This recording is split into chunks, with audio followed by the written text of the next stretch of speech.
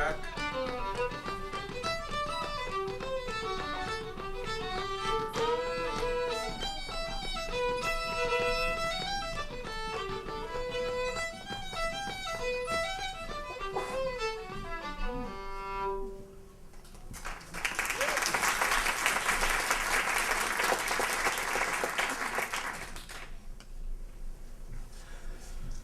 Indanaki Minneapolis Ojibwe Misa gogegeta shamaguyang minowadash bisa kaguyang at yuake.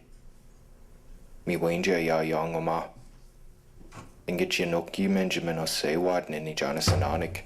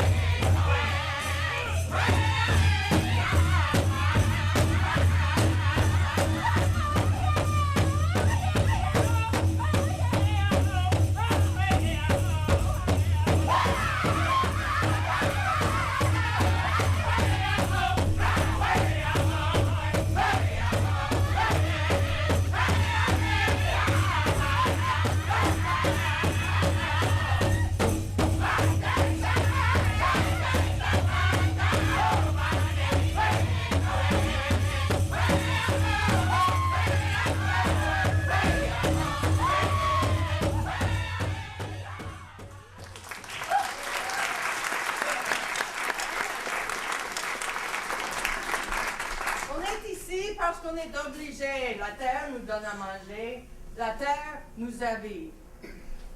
C'est pour ça qu'on reste. On va travailler fort pour que nos enfants réussissent dans la vie. Hey, une chanson? Allez, une chanson. Laquelle? Le renard et la belette. OK. Le loup? Le loup, le renard et la belette. Okay. The wolf, the fox, and the weasel. Le weasel. Hey. J'entends le loup, le renard et la belette. J'entends un little higher. J'entends le loup, le renard et la belette. J'entends le loup et le renard chanter. J'entends le loup, le renard et la belette. J'entends le loup et le renard chanter. Et dans un an, je m'ennuierai. J'entends le loup et le renard chanter. Et dans un an, je m'ennuierai. J'entends le loup et le renard chanter. La jument de Lucio et son petit copain s'en vont vraiment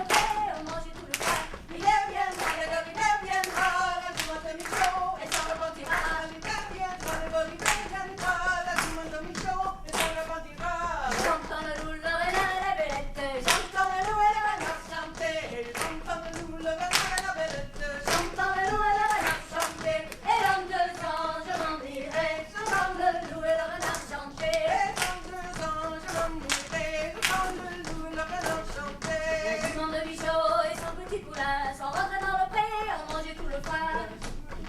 Et son petit poulain sont rentrés dans le pré, ont mangé tout le foin. L'hiver viendra, les gars, l'hiver viendra.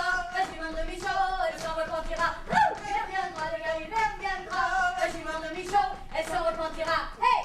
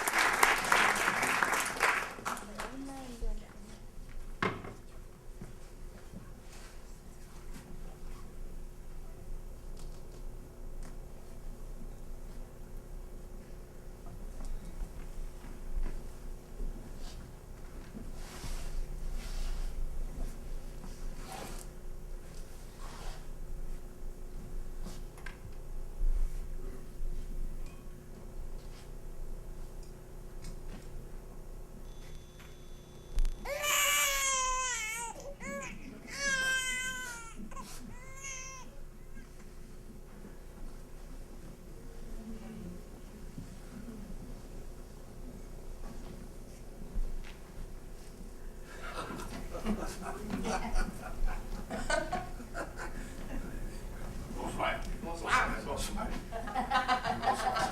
Bonsoir. I am Pierre Bottineau, and that's how I was born. That was my parents that you just saw there, and I was only that big. Yeah, my mother and father. Yeah, and I was born on a buffalo hunt out on the prairies in Dakota, near a place called Grand Forks, a place you know today as Grand Forks in Dakota.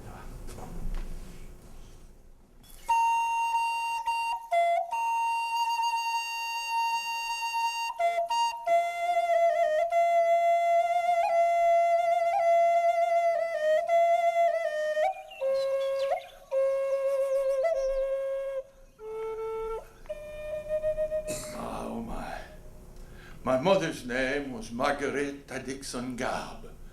Margaret, a clear sky woman. She lived up with her people up there by Lake of the Woods, along the Rainy River. Actually, you know, it wasn't uncommon for women to give birth to their babies when they were out on buffalo hunts. The whole community would go out. And when the woman felt the baby coming, well, she would move off to the side into some shelter. There was the way the babies were born. That's what I was told, anyway, about the way I was born. My mother's people, the Ojibwe or the Chippewa, oh, they loved the woodlands. They loved the rivers and the streams and the lakes. Yes, they had come from the east. Oh, my. They'd harvest the wild rice in the fall. In the spring, they'd tap the maple tree, and then it would come drop by drop, and then it would run that sweet water that they boiled down to make syrup. I think that with the forest there was nothing they couldn't make. Those beautiful, beautiful birch bark trees, my, what they furnish. Those huge canoes that were just as wide as from where I'm sitting to where your feet are, to way over there to where those people are sitting. Big canoes that they used in the fur trade that could carry 2 tons of merchandise. My people had been in the fur business for years, hundreds of years. Oh my, oh my. My mother had been married to a very important fur trader who was a bourgeois. His name was Peter Grant. He was Scottish. And she had had 2 children with him, 2 boys. So I had 2 half-brothers who were Scottish. My father was Charles Bottineau. Oh my, they give me pictures here and everything to help me memorize all that. Charles Bottineau, my father, was French-Canadian, and he was from Quebec, and he had started with the fur company. When he was just a young boy, he started paddling the canoes, and later on he became a hunter. And he hunted around Winnipeg, which was called the Red River Colony in those days. And at that time, the people would go back and forth, or what now, the border. They live around a place called St. Boniface. Once in a while, they'd move down to Bottineau on the south side of the border. Those people went back and forth constantly. There were Metis, mixed bloods, French, Ojibwe, Cree, Scottish, and Swedish, and some English in the Selkirk colony. In the Naki Minneapolis and St. On habite ici parce qu'il faut bien être motivé, nourrir,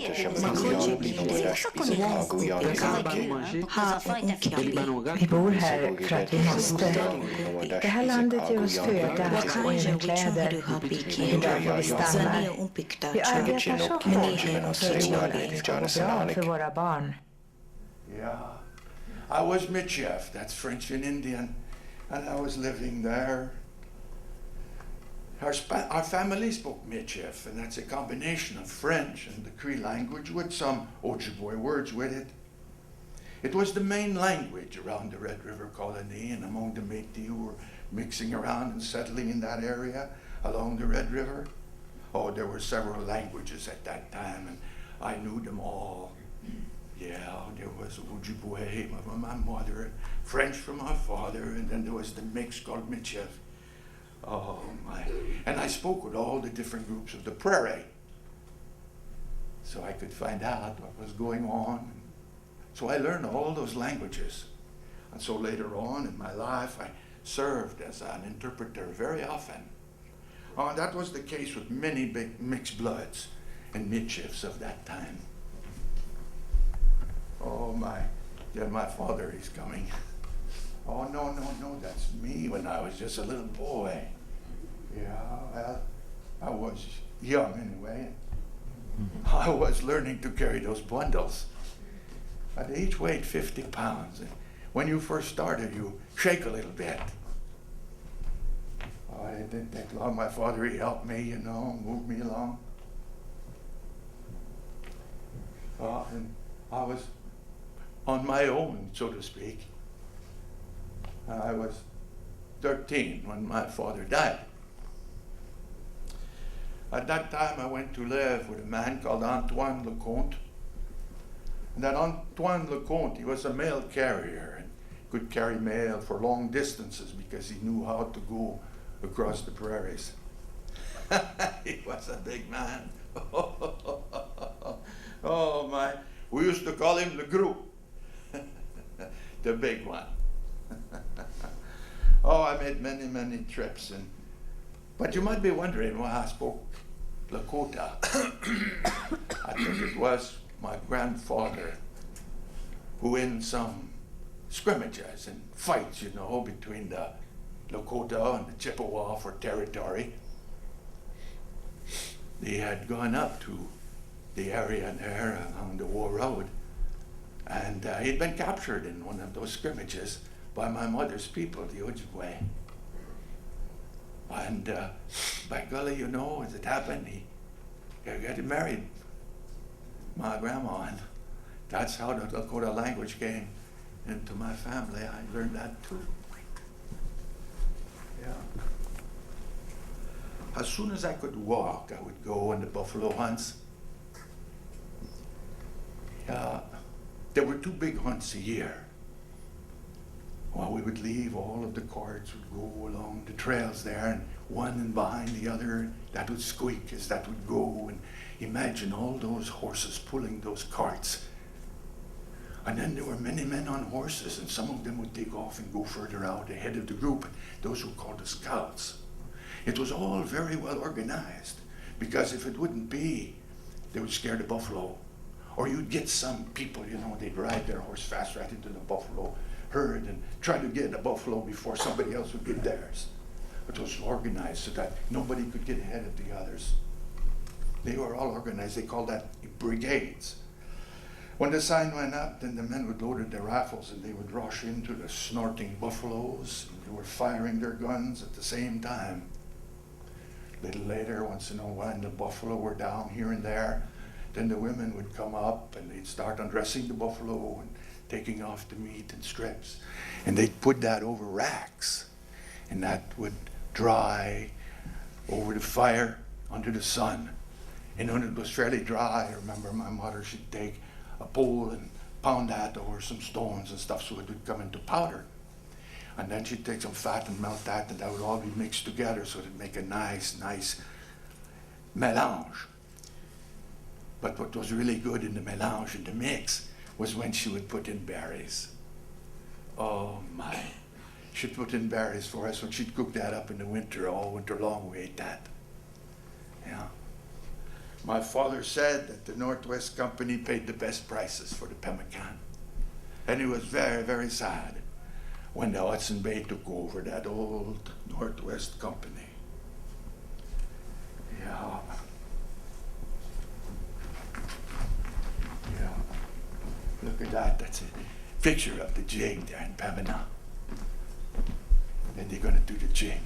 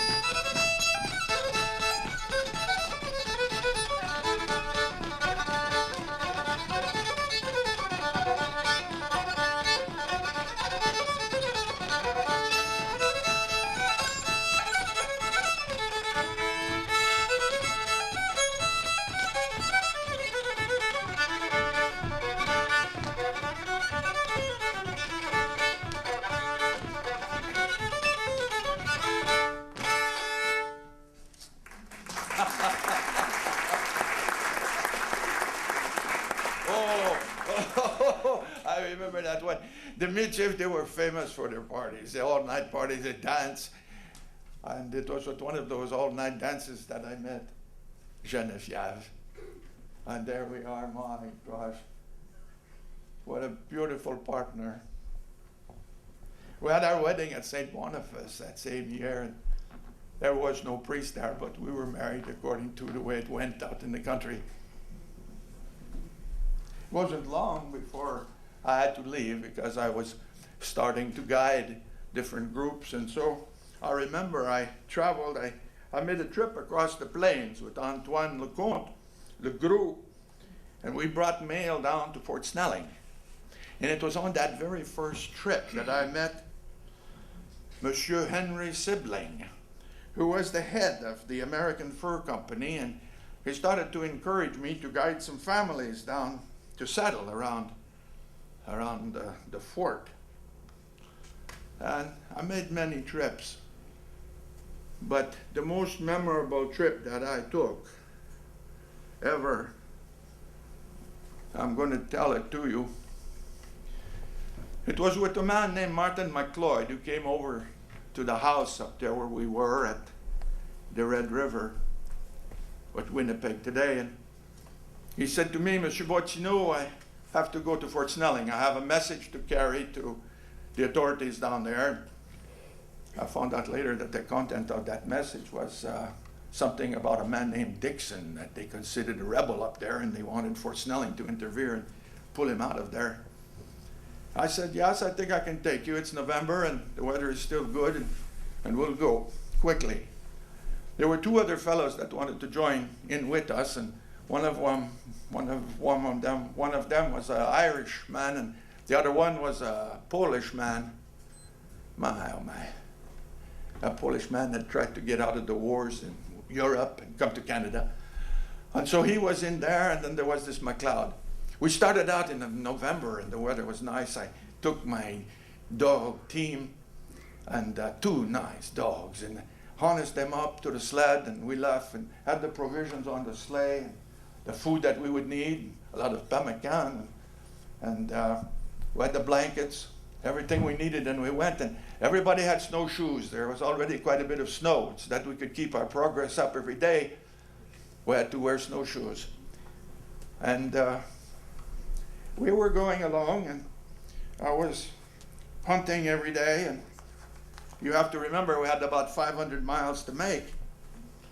Hunted every day, and we were each following separate tracks for little animals that we thought maybe we could catch and eat for supper before we go to bed and sleep.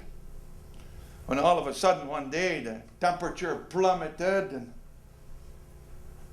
the wind started to pick up, and the snow started to blow hard and thick, and they were leading along kind of something like this. We didn't have a horse, and I had collected some fine chips of wood, and I was trying to get to the river bank so that I could burrow myself down in the snow and kind of be up under the wind. Oh, that lasted all night, that blame storm. And I didn't quite know where the other men were because they hadn't had time to come in to me.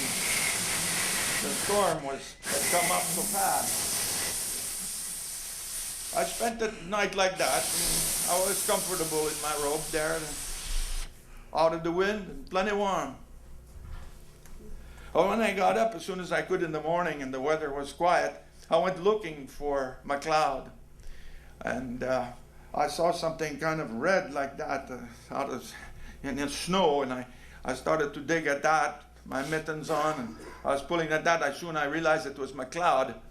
And he had gotten buried over by the snow, and that had come so fast on him, and I think he had also fallen down on the cliff on the edge of the river. And he had fallen down, and he was all cramped up. His feet were in back there by his hind end, and he still had his snowshoes on. Oh, he was glad to get pulled out of there. He says, "Ma, straighten up." He says, "Monsieur Bottineau, thank you." Well, I said, let's look for the other man. I said, I don't know what happened to him, and I've been looking around a little bit, but I don't see him. What happened? I don't know whatever happened to the Irishman. Never saw him again. Oh, man, it was a trip, that one. And when we came upon the Polish man, he hadn't taken any kind of shelter whatsoever. And he'd just been covered up by the snow. It was like a snowbank there where he was. And we cleaned him off a little bit, and his legs were stiff, and his arms were stiff, and I know his finger, he couldn't move them at all. He'd frozen all those parts. So I said, well, we're going to pull you over to where I was in my shelter, and we'll give you all of the things that we have to keep warm, and we'll give you pretty near all of our food, and then we're going to go just as fast as we can and get some help. There was supposed to be about 10 days from there, Fort Traverse. It's to the south. If I knew we'd get there, we'd get some help right away. There's a doctor there. And we went, and I wanted to get back just as fast as I could, but I kept missing my way. I said, we've gone too far, and we come back. And I did that 3 times, I think it was, and there was those times the days were going by, and we were running out of food, the sleigh was empty, we had no more provision, and I didn't know if we'd find a place the next day or that night.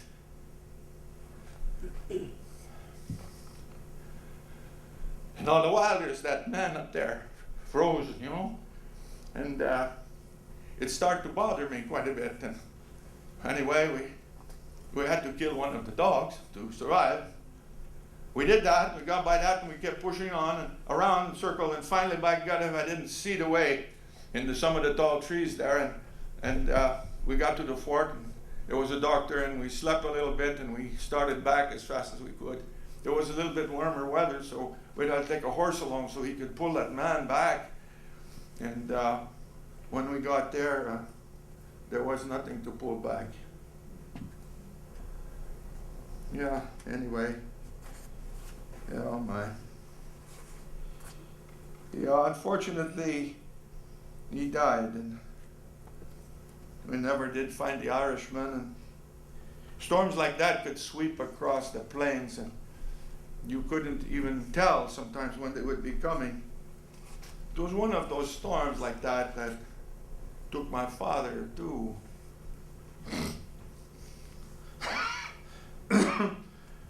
That was only one of many trips, but I never had one that bad.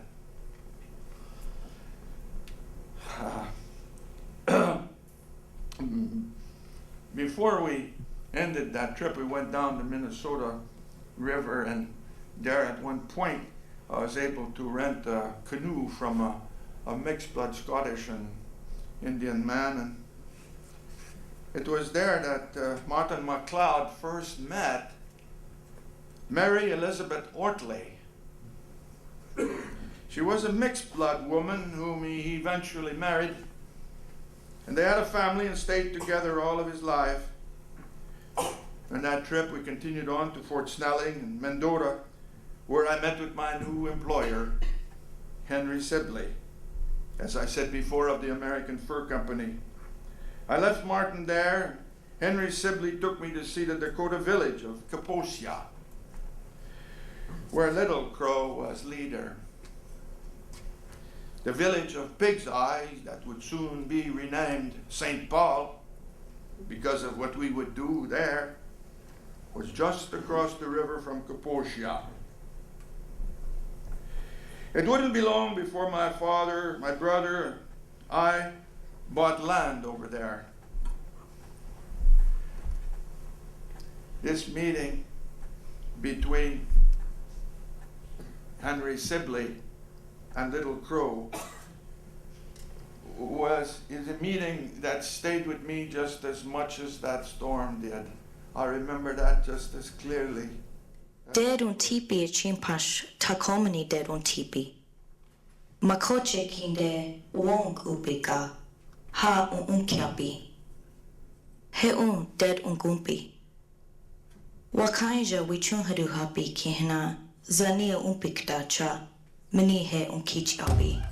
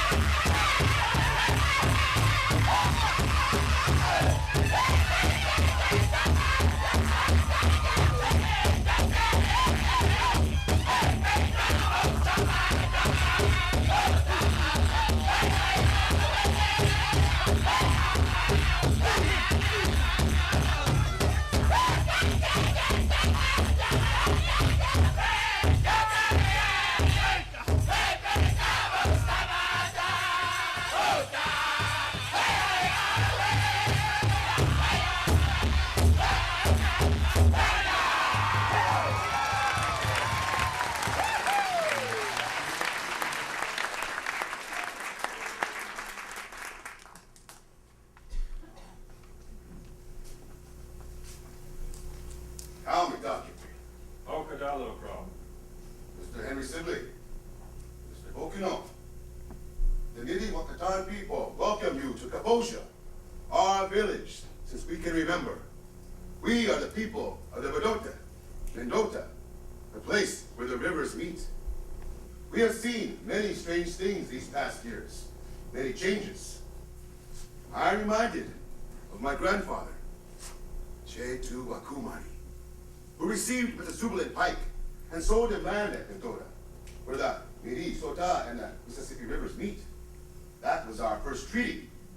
And after many winters, the soldiers came and built the Fort Snelling on that land. And then the fur traders arrived. Mr. Faribault, Mr. Alexis Bailey, and you, Mr. Henry Sibley. But the buffalo herds have traveled further west. And then my father, Kiatanka, made the second treaty with our father in Washington. And we sold much land east of the Mississippi River. And now I see a small village across the river from here. Some call it St. Paul, where the deer and the elk also walk further west. And the men of the Bible are here at Kaposha. I, T'Chaoyaketuta, have gone to their schools and tried their farming. These do not please me. They are newcomers here. They act like they know more than we do. We are hunters and traders. But as the animals move further west, we find it harder to hunt. And we have more need for the rest of our payments from the second treaty. Mr. Sibley, can you talk to our father in Washington about these things? Little Crow, I have been to Washington several times recently. We are discussing the formation of a permanent Dakota territory. It would include all of the land south of the Ojibwe areas. Your Metawakanton people and the Winnebago could hunt there freely, indefinitely. Washington could stop pushing your people further and further west, and my fur company could trade furs forever. However, I'm afraid Congress would rather buy that land from you and fill it with white settlers. If that happens, the fur trade will end forever. Little Crow, I so enjoyed our 2 months hunting together in the Iowa Territory. We traveled across such beautiful lands. We saw many, many herds of buffalo and elk. That's the kind of land that I want Washington to set aside for the Dakota people. That's also where I first met Red Blanket Woman.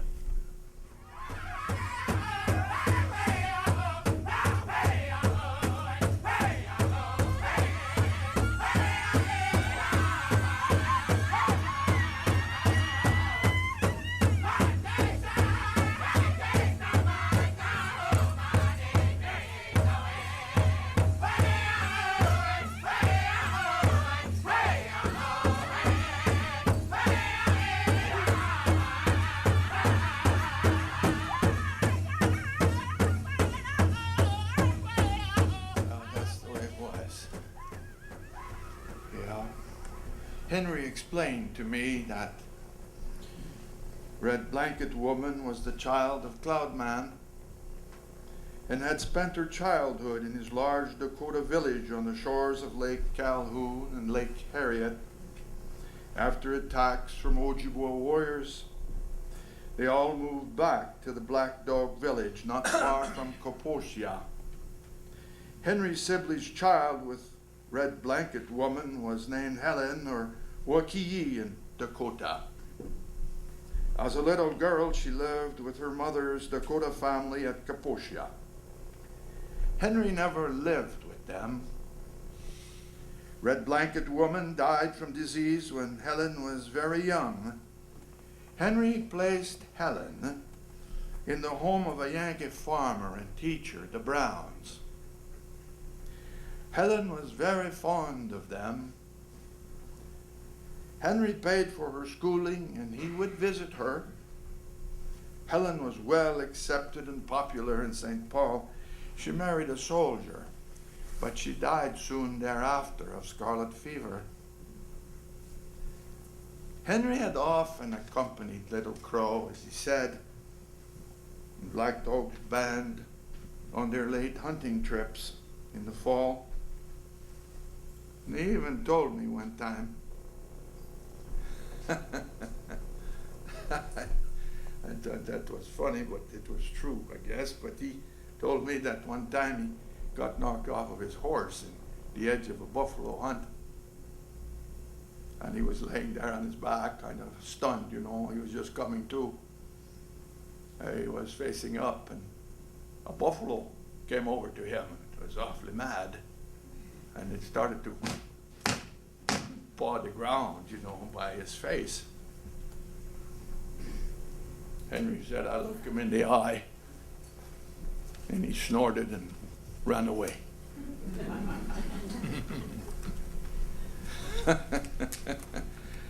I soon came to agree with the buffalo.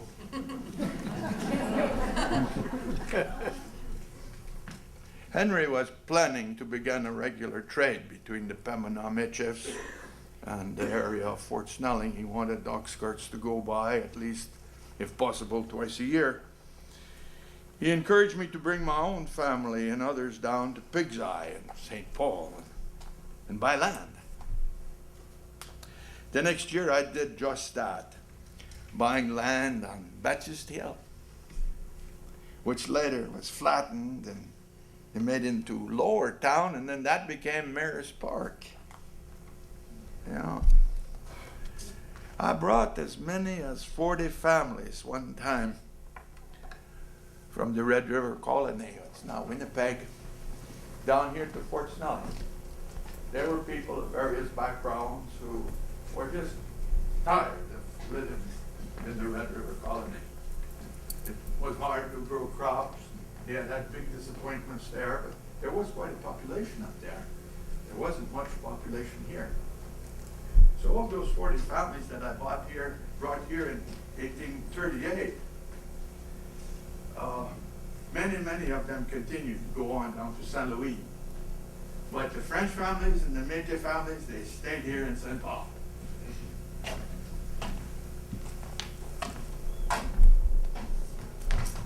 Pierre? Pierre, what do? Pierre! Oh, this man is never here. When I really need him, he's either halfway to Canada or the Missouri River. Yeah, you're right. Oh, sister, this is my wife, Geneviève. Master, this is my Jenny. Jenny, bonjour. Bonjour. Yes. Sister Philomene from the Order of Saint Joseph St. Louis. Eh oui. Oh, please, sister. Nice home. Asseyez-vous. Oh, merci. Just for a little moment, though. We have so much to do yet. Oh. Pierre, can you come help me? Do you remember that we are hosting a dance party tonight? A soiree? What will we do with the sister? Nuns can't dance. They're not allowed. Will she be offended? No, pas problème. She will just watch and be happy. Sister, we will be receiving guests soon. You will have the luck to meet some of our friends from our small town. They will be so happy that you're here in St. Paul. That used to be called Pigside. You know, Father Gauthier, our priest, changed the name of the town in honor of the Church of St. Paul that we Metis built for him. St. Paul. Oh, sister, what will be the first project of the Sister of Saint Joseph? A school. Oh, please have some cafe. Coffee. Oh, that is a luxury. Oh, I haven't had coffee since I don't know when. You know, in our log cabin up on the bluff, we have only one well, and it was locked. So, excuse me, this morning we had to wait for hours before to have our first morning tea. Oh, wait, the school. We are going to start a school for girls. In that little cabin, yes? And we will receive girls from all over the country, the area. They come from far away, you know. All the girls around here speak French. So we will teach them in French. Yes, indeed. We will teach them to read, to write. We will teach them geography. We will teach them arithmetic and grammar and needlepoint and and sewing, the basic sewing, you know. Oh, yes, all that in a little cabin. It will be a miracle. How about enrolling our daughter Mary in the sister's school? She's not learning anything in the English school. She is so interested in learning to read. Bonne idée, Jenny. We will send our little Mary to the sister so that she can learn to read and write. And also profane and sacred history, elements of astronomy, botany, chemistry, grammar. Oh, you said grammar already. Oh, so many things. Literature, music. Oh, except of course when it rained in our classroom. You see, there is a big hole that they cut on the roof around the stovepipe. At night, we count the stars. That will never do. Pierre can help fix your roof. Merci, ma sœur. You offer such precious gifts for our little Mary. Why, I never had such opportunity growing up in a Métis village. I guess we learned other things, like helping our neighbors. Oh, it's just as important. Amen. Jacob, Marguerite, bienvenue. Bonjour, Tonché. Bonjour, Tonché. Please come here. Sister Philomene, Jacob, and Marguerite. Jacob, bonjour. Oh, Marguerite, vous êtes ravissante. Bonjour, enchantée. Oh. Jacob Fahlstrom, Marguerite Bonga Fahlstrom, Sister Philomene. From St. Joseph. She just arrived. Did you happen to take the steamboat? I'd love to hear about your journey. I've never ridden on one. Do I have boat stories, please? Thank you very much. Oh, boat stories. Yes, I took the St. Paul steamboat, 7 days from New Orleans all the way to here. But before that, I came from France, you see, with the Sisters of St. Joseph. 6 of us. And we started from Lyon and went down to the Havre, and there all the way to New Orleans on the big ocean. And there were waves, Oh, the stomach. And once there was a tempest. It was so violent. We thought we would all be thrown overboard. Oh, I thought I would never eat again. Oh, it was good. It was Lent. Oh. But we made it. And now, with the steamboat, it's a whole different thing. Steamboat, the river is calm. Most of it. Except for the crocodiles, of course. But, you know, there was something, though, that happened this time. On the boat, there were passengers who had something in the stomach. It's called cholera. Oh, yes. And, oh, we couldn't do anything about it. All we did was pray the good Lord that he would bring us safe to the shore. And Dieu merci, here I am. Oh, but I am determined. As we do that little school for the girls, we will bring here an hospital, build the hospital to cure the people that have the cholera right here in St. Paul. Cure the sick and teach the good. Ma sœur, our town has no nurses and no hospital. What you are trying to do is incroyable, merci. You know, I will donate some money when the first come in the spring. Oh! And my friends can help us too. Merci. Oh, vous êtes très généreux. Dieu vous le rendra. But enough with schools and cholera. Jacob, Marguerite, d'où venez-vous? Oh, Jacob is from Sweden. Sweden? Yes. Oh. Jacob and Marguerite, why didn't you do a Swedish dance for our sister?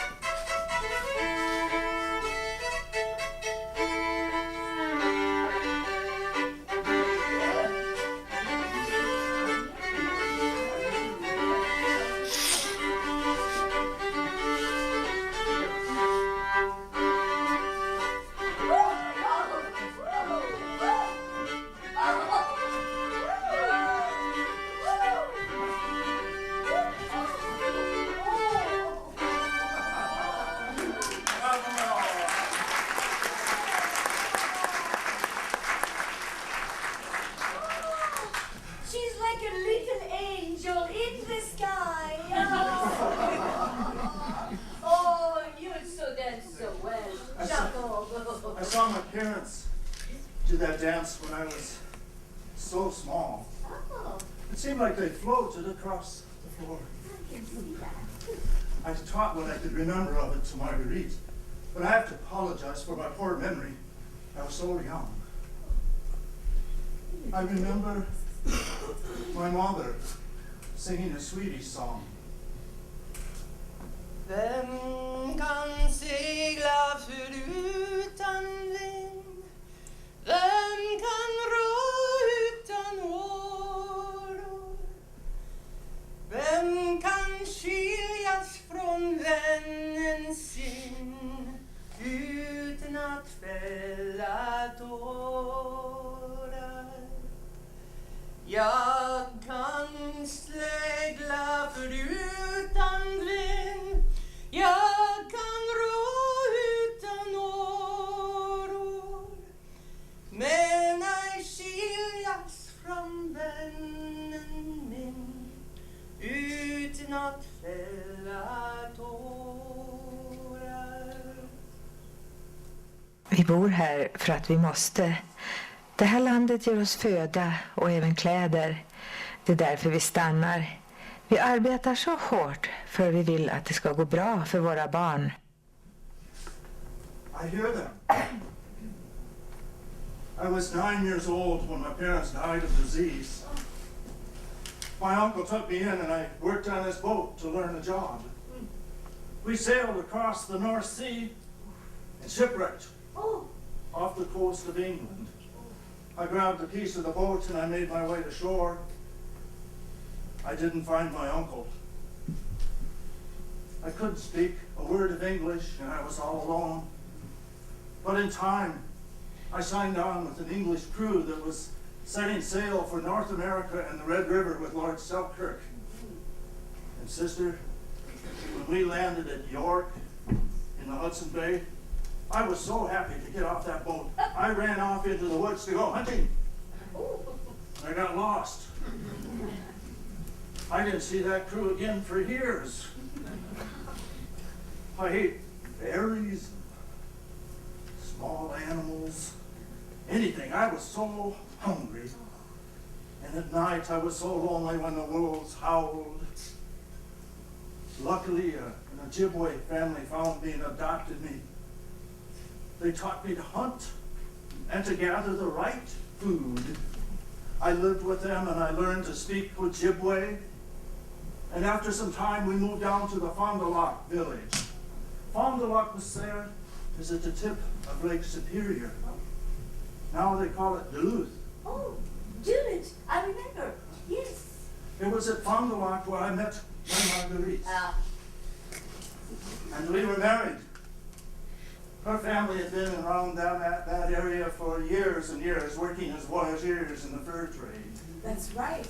My father, Pierre Bonga, and my brothers, Stephen and George, were famous for miles around for being so strong they could carry up to 4 packs at a time, each weighing over 90 pounds. Isn't that amazing? 4 packs? Yes, where we come from. I remember my grandparents, too. My grandparents were enslaved from Haiti. And we made our way to this area as a part of the fur trade. And when I met Jacob, we finally moved near Fort Snelling because he's a blacksmith and he also delivers mail up and down the river. I almost forgot. I went down to the steamboat today and did a little shopping, and I bought something for you, Marguerite.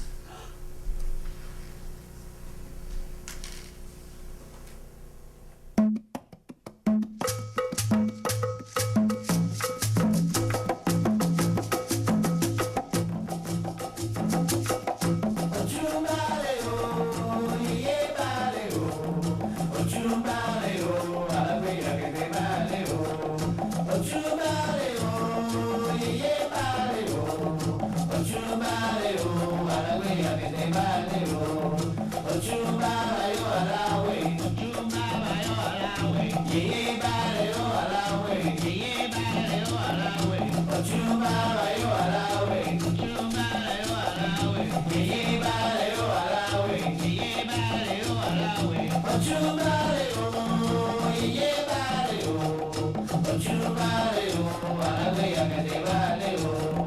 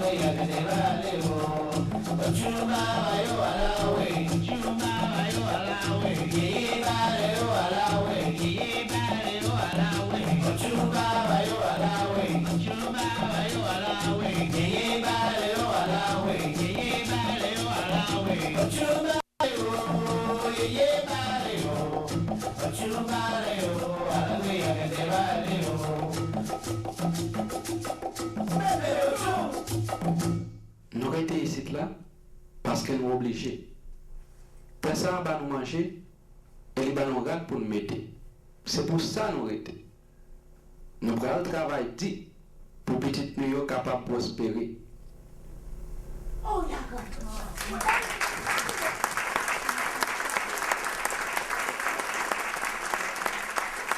A man at the riverboat from New Orleans. He wore it as a belt. He was happy to sell it. Oh, you remembered. And I remember. I remember my grandmother. There was a song she sang.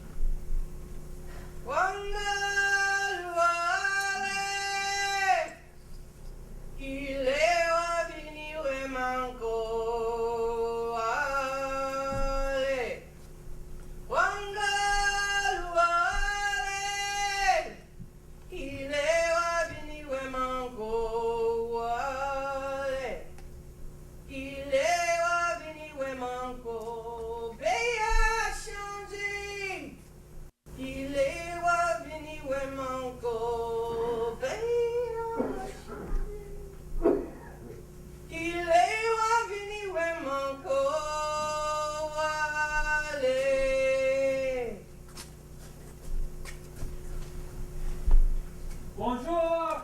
Henry! Bonjour, bienvenue! Bienvenue! This is Sarah Steele. Bienvenue! Sarah Janine! Good evening. Sister Philomene! Oh, nice to meet you now. Sister. Marguerite! Oh, sister. Henry! Monsieur Marguerite. Pleasure. Pleasure. Oh, Henry, I was telling Sister about our childhood and where we are from. Sister, you know Henry? He's from a Yankee family from Ohio and Detroit. He's the head of the American Fur Company. Oh? Yes. Well, Sarah, what about you? Oh, I'm from Pennsylvania. I'm staying with my brother, Franklin Steele. And, his home is right near Fort Snelling. But he works the sawmill down by St. Anthony Falls. Bienvenue, welcome. Thank you. Well, you know Jandy and I are Metis from the Red River. We Metis love to dance, and we will dance the Red River Jig later. Oh, good. But, Jenny, you know some Scottish jig from up there, don't you? Why, we had a lot of Scottish neighbors near the Red River. They're good dancers, too. In fact, I watched Martin McLeod do a very spirited Scottish dance. I was taught a bit of this.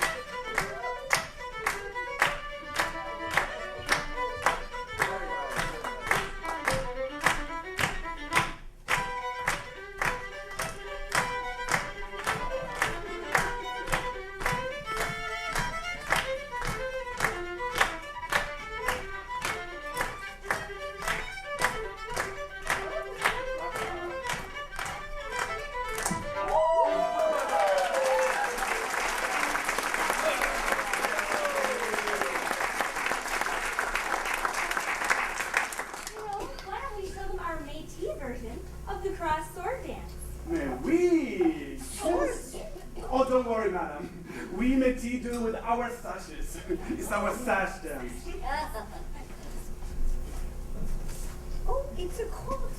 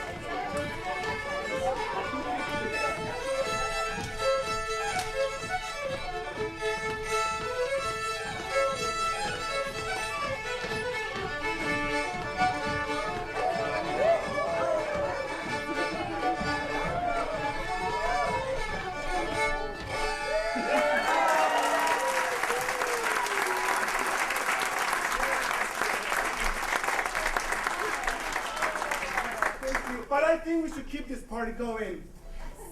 I think it's time that you all join us. How about a Scottish reel? Yes? I will take the chair.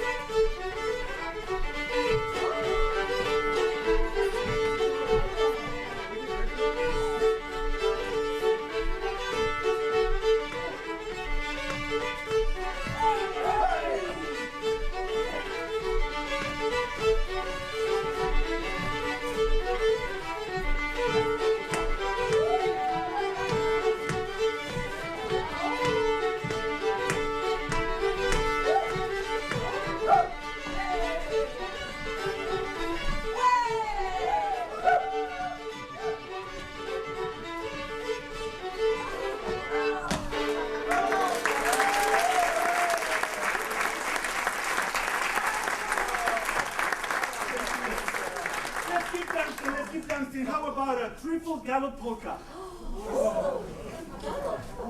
Like horses.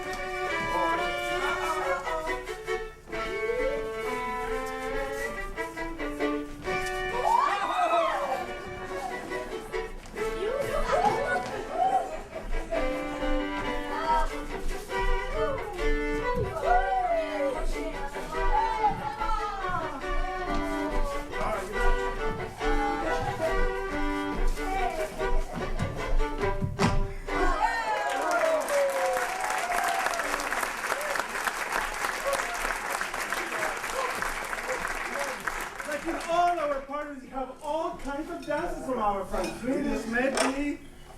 Oh, Henry, what will you dance for us? That was nice and elegant. How about a waltz mazurka like we learned at Fort Snelling? I will do so.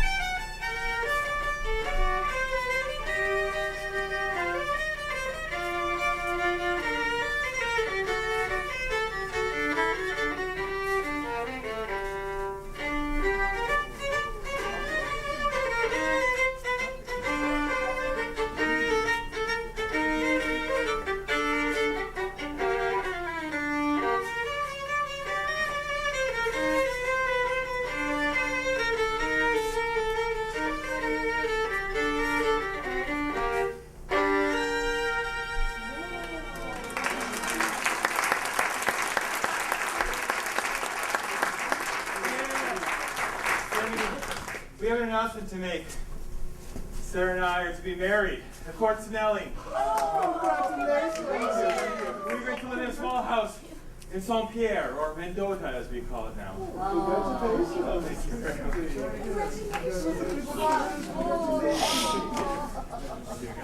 Well, I think we should keep celebrating, or dance. I'm afraid it's time that we must leave.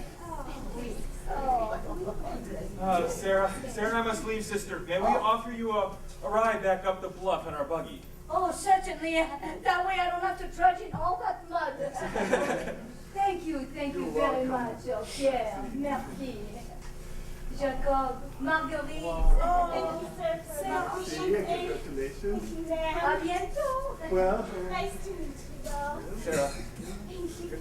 all this dance certainly makes me hungry. So, Jenny? Some food?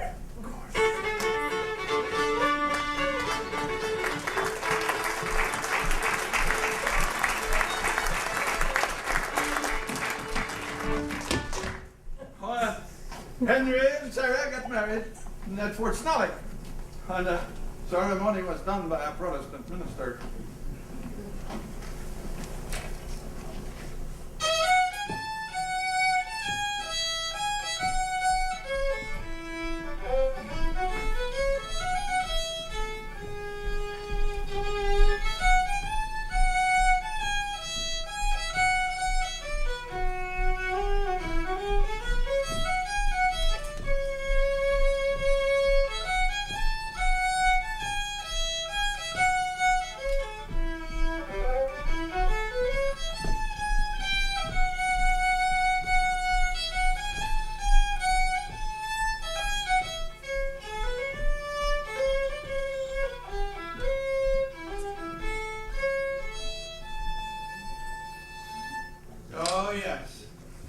Shortly after that party, my brother and I, Sever, bought some land near the falls, near St. Anthony Falls, which was to become Minneapolis. I built the second frame house in that town. Det är de typiska personer Det här landet som oss födseln i kläder, hur gav det stanna.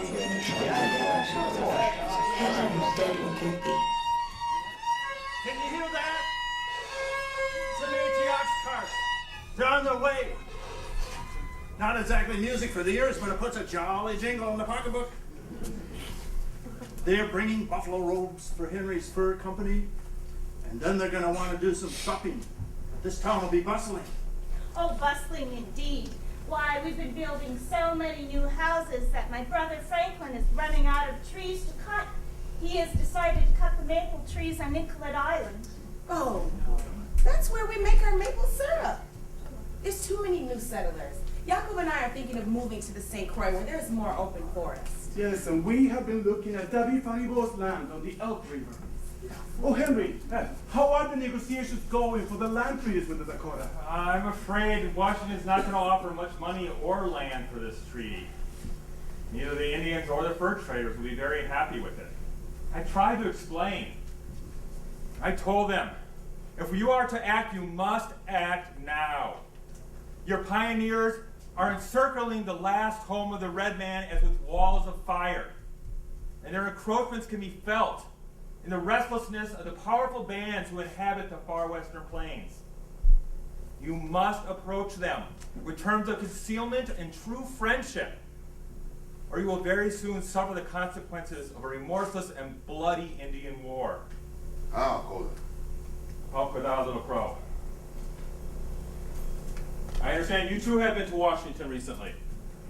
It is time now for me, Ta'ayate Zuta, to do as my ancestors did. Sign a treaty to sell our land. Indeed, I have gone to your city, Washington, 2 times to meet with your leaders. There are so many buildings there, so many people there. I see you are a very powerful nation. You are like the locusts that fill the sky in a snowstorm. We are a few scattered buffalo.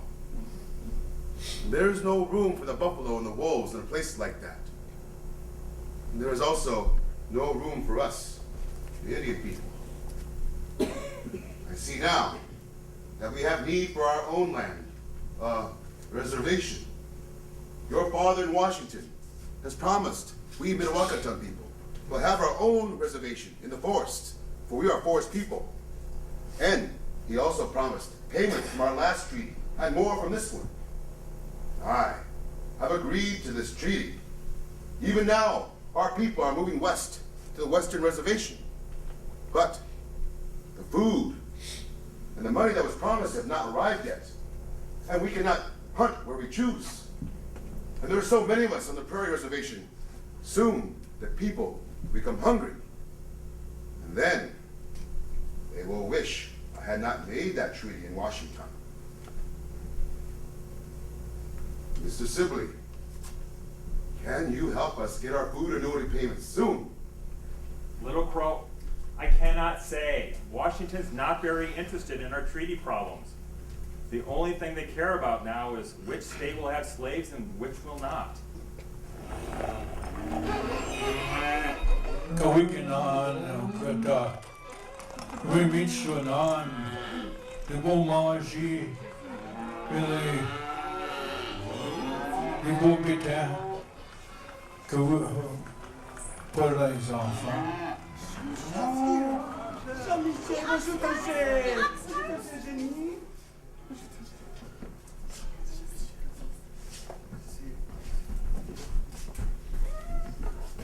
Allez, allez, dansez, dansez. How about the duck dance?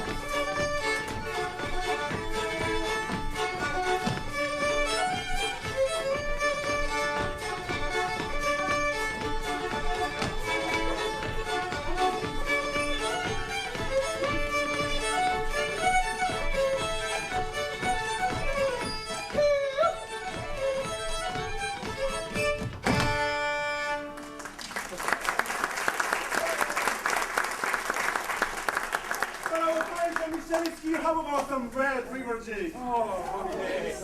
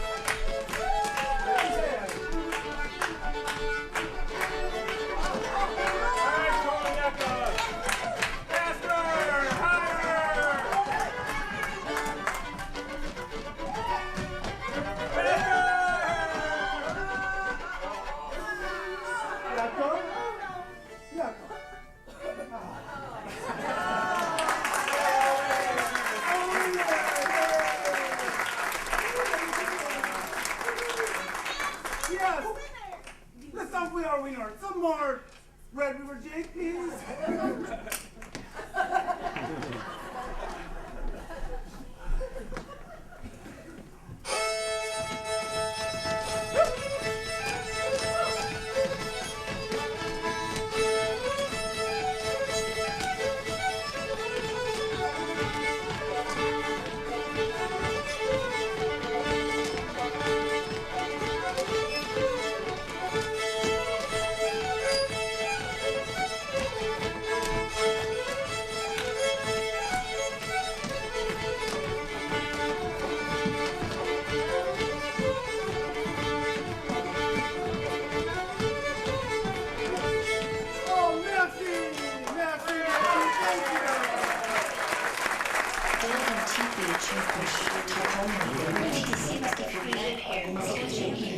This land feeds and cools hot. That is why we stay.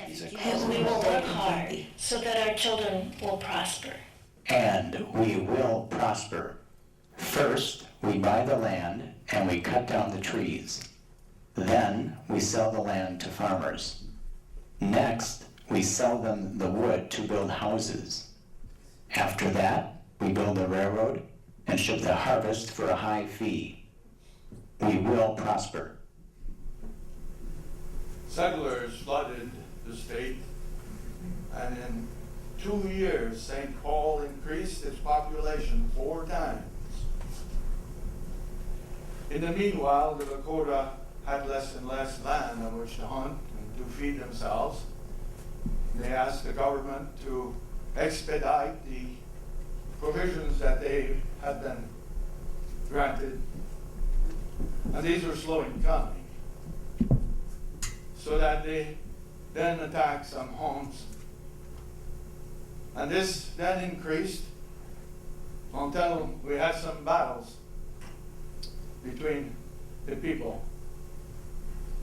It broke out into war, and some say that as many as 500 people died. Minnesota would never be the same after that. 100 hungry Sisseton warriors came to my teepee and demanded that I lead them against the American government and the Wasichus, the greedy ones. I told them that they would die like rabbits hunted by wolves, but that I would die with them. But in the end, we were not united. Brother fought brother, and most of us fled to Turtle Mountains in Canada. Our people were imprisoned, banished, starved. Before the war, there were 6,000 Dakotas in Minnesota, and now we are only 200, living with Alexander Faribault and Bishop Whipple. Incroyable, c'est événement. We mixed blood were entangled in all sides of this war. David Faribault banished with the Dakota to Nebraska. Do you know that he was imprisoned at Fort Snelling, on the same place his family first lived? I'm sure it's all a mistake, it's unjust. His father Alex and Sylvie rode to defeat the Little Crow. Henry asked me to guide the militia again. We mixed blood were required to scout for him. Fortunately, my division returned before much fight took place, and all the new settlers have come to the Dakota land. It's getting crowded, and I'm thinking of going back home to the Red River again. On y va encore. Our world is so different now. Marguerite and I farm our lands. My countrymen from Sweden are coming here by the hundreds, and they do not trust our mixed blood family. I try to remember my Swedish words. My children and grandchildren are learning some Swedish. After all these years of speaking Ojibwe, French, Dakota, it seems odd to be speaking Swedish and English. My brothers, Stephen and George, went to Washington to translate for these treaties. They told me the politicians are always changing their minds and seldom keep their promises. Now, these new settlers, they treat me and my children as if we are escaped slaves from the South. My family has been in this area for 75 years. 75 ans. After the treaties, The French language and the French people were very, very disregarded. Oh, and it was worse after the Dakota War. Yes, we were treated so poorly. Even the Catholic Church was disregarded, even ignored, in spite of all the good work it had done. Oh, the new settlers were looking at us with such disdain if we were not speaking English well. We, Sisters of St. Joseph, we kept tending the poor and the sick, teaching the girls, and loving all the souls equally in spite of it all. Oh, this war. It is so hard to see what happened to my many mixed blood friends. Some are barely alive in prisons, others banished to Nebraska, while many are hated and homeless. Even though they saved lives, their families are torn apart. Paul Campbell fled with Little Crow, while Joe Campbell rode with Sibley to arrest them. Pierre and I are safe, but my Métis people of the Red River are threatened. Governor Ramsey wants their land. Henry and I had 9 children. Only 5 lived, the other 4 dying of disease, and 2 of those deaths I had to bear alone. Henry was so often in Washington and on the road for his business.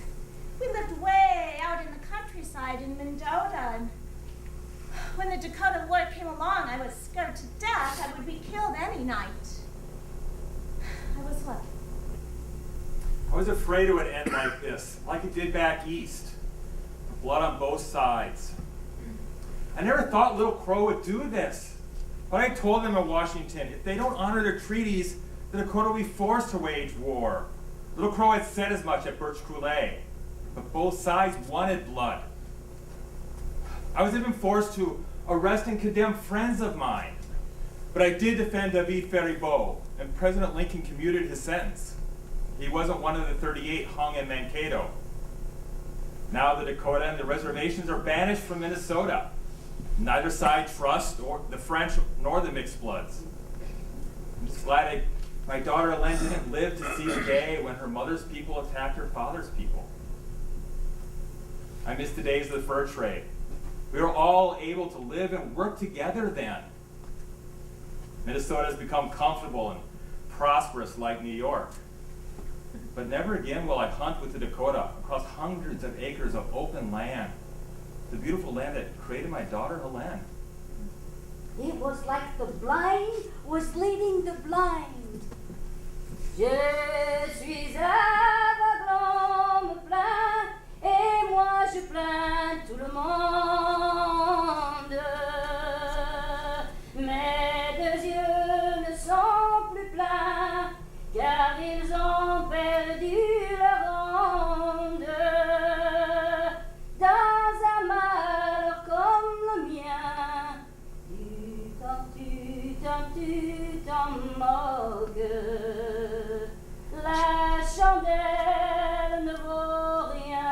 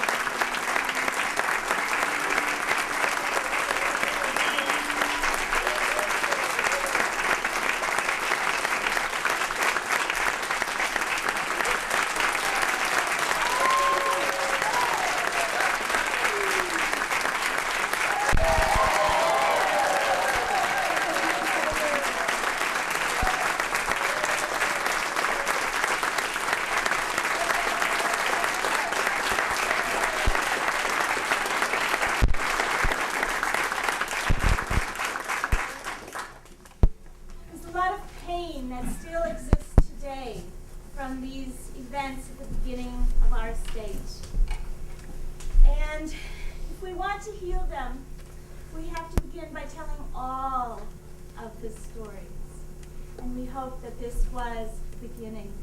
But we want you to leave with the memory of us dancing together, all the different heritages, all the different races, enjoying a moment of fun and excitement, And we want you to all be able to join in that feeling with us. And so we want to invite any of you to come down for just 3 minutes of dancing the Red River Jig with us. And if you do not want to come and dance, you can stay and clap for us anytime.